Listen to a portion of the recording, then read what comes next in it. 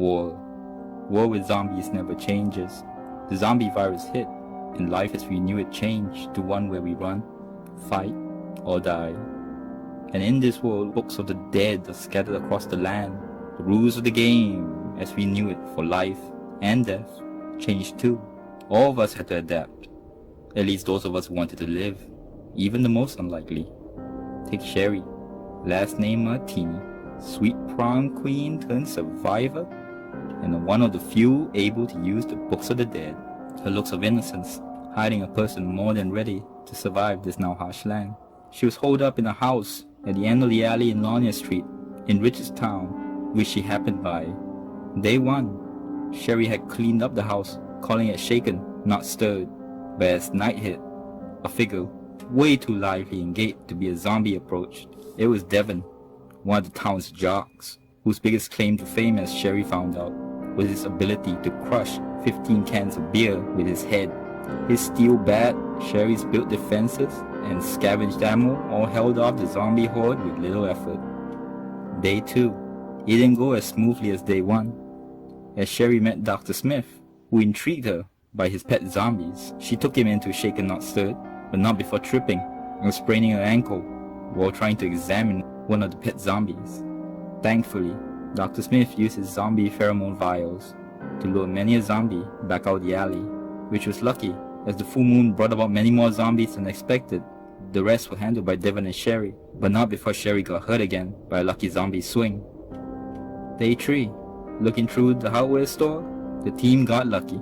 They found a functioning chainsaw, and Dr. Smith found enough materials to make what was basically a Marlov cocktail, which was used to great effect on the zombies nearest to Shaken Not Stirred during the nightly attacks. Unfortunately, Sherry got caught in splash damage and took some light burns. Day 4, it was a bad day, which in this world means a horrible day to you. Dr. Smith and Devon's arguments over Sherry's burns and the noise they caused attracted more zombies, and that was on top of those of the full moon. And when night hit and they attacked, Sherry got so badly hurt she actually had to use the Book of the Dead to heal herself, the short-term benefits outweighing the long-term consequences to her soul.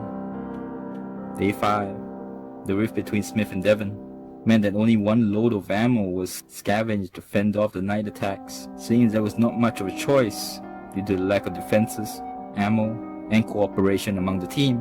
Sherry once again used the Book of the Dead, this time using a spell so potent it left no trace of any zombies near Shaken Not Stirred.